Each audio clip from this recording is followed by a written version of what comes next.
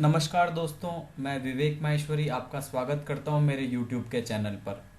आज हम RS mains के पेपर 3 के बारे में कुछ चर्चा करने जा रहे हैं।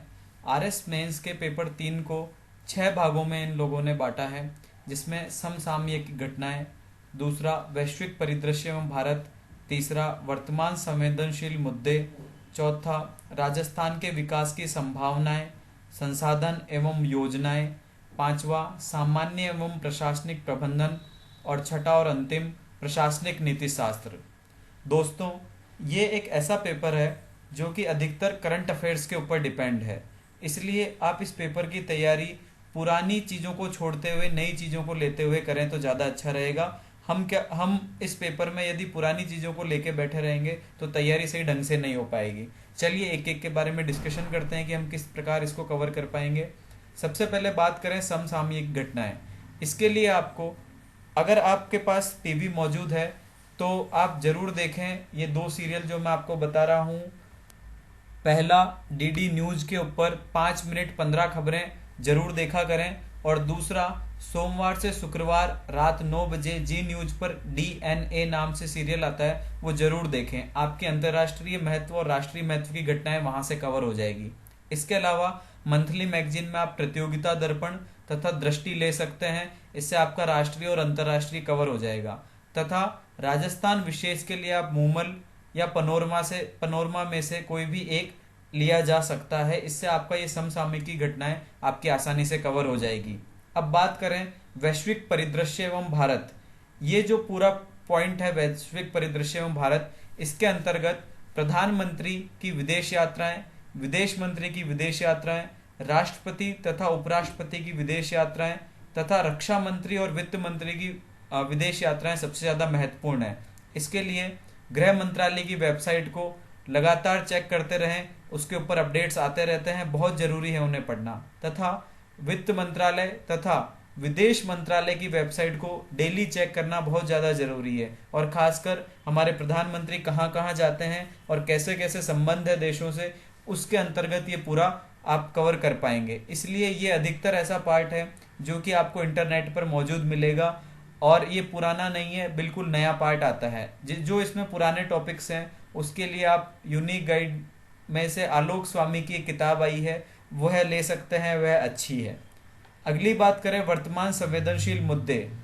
इसके लिए भी आप लगातार मिनिस्ट्री ऑफ होम अफेयर्स यानी गृह मंत्रालय की वेबसाइट देखते रहें, उसके अंतर्गत डिटेल्स सारी दी हुई रहती है। आजकल वो वेबसाइट हिंदी में भी मौजूद है, तो अच्छा रहेगा आप लोगों के लिए, बहुत ही अच्छी वेबसाइट है, आप उसे निरंतर चेक करते रहें। उसके अलावा आलोक स्वामी की ही वर्तमान संवेदनशील मुद्दे नाम से किताब है, उसे ले लें, वह भी काफ़ी अच्छी किताब है। अगली बात करें राजस्थान के विकास की संभावनाएं, संसाधन एवं योजनाएं। एक तरह से ये राजस्थान के इकोनॉमिक्स का पार्ट है, तो आपका लक्ष्मी नारायण नाथुराम का में कवर हो जाएगा। उसके अलावा राज दर्पण जो राजस्थान गवर्नमेंट की वेबसाइट है उसको देखें, तथा रिको, आरएफसी और इस प्रकार की जो संस्थाएं हैं जो राजस्थान में इन्वेस्टमेंट को प्रोत्साहित करती है, तथा केंद्र सरकार कितना बजट अलोकेट कर रही है हमारे राजस्थान के लिए, उसको देखना बहुत ज़्यादा जरूरी है। तथा जो भी नई योजनाएं चलाई है सरकार ने, उससे राजस्थान को क्या फ़ायदे हैं और उससे राजस्थान को क्या नुकसान है, इस टॉपिक के ऊपर ज़रूर देखें। अगली बात करें सामान्य एवं प्रशासनिक प्रबंधन। दोस्तों, ये एक ऐसा विषय है जो कि कॉमर्स वालों के लिए थोड़ा सा इजी है, क्योंकि वो 11th 12th में इसे पढ़ते हैं। तो इसे मैंने दो भागों में बांट कर अगर आप पढ़ेंगे तो ज़्यादा अच्छा रहेगा। सबसे पहले आप 11th 12th की बिजनेस स्टडीज़ की बुक जो आती हैं वो पढ़ लें, तो वो काफ़ी इजी हो जाएगा आपके लिए। केवल हमारे को बिजनेस स्टडीज़ की बुक पढ़नी है 11th और 12th की। उसके बाद आप लोक प्रशासन की 11वीं और 12वीं कक्षा की किताब पढ़ें, और फिर आपने जो प्रबंधन की किताबें पढ़ी है उसको लोक प्रशासन के साथ मिक्स करके पढ़ें, क्योंकि हमें व्यवसाय नहीं करना है, हमें सेवा देनी है। इसलिए बीएसटी की किताबें व्यवसाय में कैसे लाभ पहुंचाया जाए उसके बारे में बताती, तथा लोक प्रशासन की किताबें सेवा कैसे की जाती उसके बारे में बताती। अतः आप ये वाली किताबें दोनों को मिक्स करते हुए अपने नोट्स बनाएं तो ज़्यादा फायदा रहेगा। इसके अलावा अगर आप चाहें तो कॉलेज लेक्चरर की या यूजीसी नेट की किताबें ले सकते हैं। सामान्य एवं प्रशासनिक प्रबंधन की बहुत सारी किताबें आपको मौजूद मिलेगी। और अंतिम बात करें प्रशासनिक नीति शास्त्र, दोस्तों ये एक नया सब्जेक्ट जो जोड़ा गया है, यूपीएससी ने भी जोड़ा है। हालांकि इसकी किताबें बहुत कम हैं, लेकिन ये हमारी एक तरह से मानसिक अभिक्षमता को दर्शाता है कि आखिरकार हम किसी चीज़ को कैसे सोचते हैं और कैसे हम उसका उपयोग लेते हैं।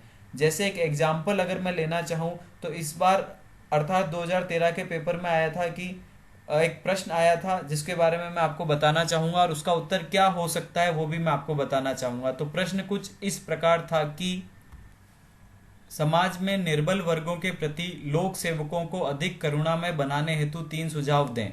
यह पेज नंबर 27 पे क्वेश्चन नंबर 10 था। अब अधिकतर लोग यही सुझाव देंगे कि हम उनसे बातचीत करेंगे, उनकी समस्याओं को जानेंगे, उनका जो भी समस्या है उनको निपटाएंगे, बल्कि यही उत्तर अधिकतर जनों के आएंगे। लेकिन मेरा इसमें सोचना अलग है और शायद आप लोगों को अलग लगे या पसंद आए ना पसंद आए वो दूसरा मैटर है, लेकिन मैं इसमें ऐसा सोचता हूँ कि आपको ऐसा बताना चाहिए। इसमें जैसे 3 सुझाव मांगे तो पहला सुझाव हम ये दे सकते हैं कि समाज में निर्बल वर्गों के प्रति लोक सेवकों को अधिक करुणामय बनाने हेतु हमको कम से कम महीने में या हफ्ते में एक रात उनके घर पे या उनके गांव में गुजारनी चाहिए, जिससे हम वहाँ की स्थिति को जानें। दूसरी चीज़, उनकी संस्कृति से हमको घुलना मिलना चाहिए, जिससे आखिरकार पहचाने आखिरकार उनकी संस्कृति और हमारी संस्कृति में क्या अंतर है और इस अंतर को कैसे पाटा जा सकता है। और तीसरा और अंतिम, खेलों के माध्यम से, जो भी गेम्स हैं उनके माध्यम से हम उनके अधिक पास आ सकते हैं।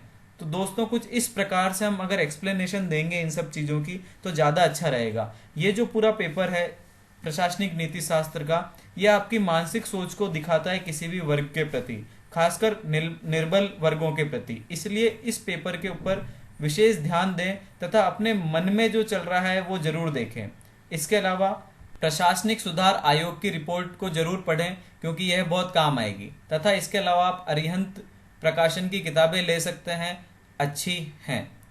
तो दोस्तों ये थी पेपर 3 की कुछ रणनीति के बारे में जानकारी।